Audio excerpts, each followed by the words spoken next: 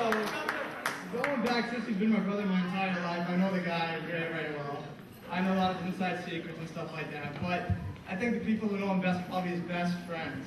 So I'm going to ask a couple of his friends to come on stage and just speak for a couple of minutes. So we're going to start off with Osama.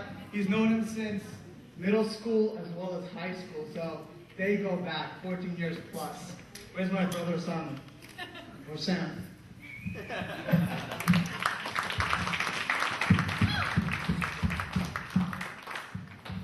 Okay, my name is Osama. In America, I'm also known as Sam, like you said. It's just because the name kind of scares people, so... Whoever's not used to being friends with Muslims, they'd be running out by now, okay? Anyways, like you said, I came from Saudi Arabia to attend his wedding. The reason I do that is because he is considered one of my best friends. He's one of my closest friends, and I'd do anything for him. I'll get into why I'll do things for him. Now, Imran kind of fooled you a little. I did know him in middle school and high school, but it was only 1 year in middle school, 1 year in high school. Then he ran away. But somehow, some way, I was sitting here trying to remember how we kept in touch. I don't even remember, but we did keep in touch. And 13 years later, 14 years later, we bumped into each other every now and then, and yet we're still close.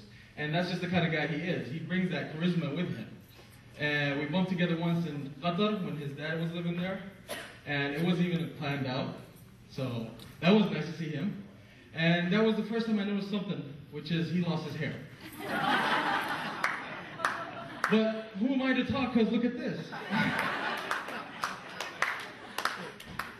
But let me tell you, when he was back in high school and middle school, he had the longest, slickest hair ever. He was just like walking around like, hey, look at me. And the first nickname I've ever known him for, and it's actually the same nickname I know him until now, and I know this might not be the best word to say in public. It's an Urdu word, I think. And I only recently found out what it means, so excuse me, nobody take it like I'm being rude or anything, but his nickname was Pandu.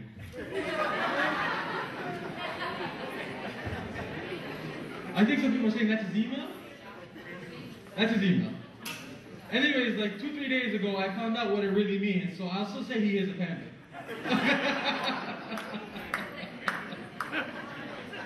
So back in Saudi, he used to lead a gang. He had his whole Pandu gang of 4 people. He used to go around terrorizing, breaking light bulbs.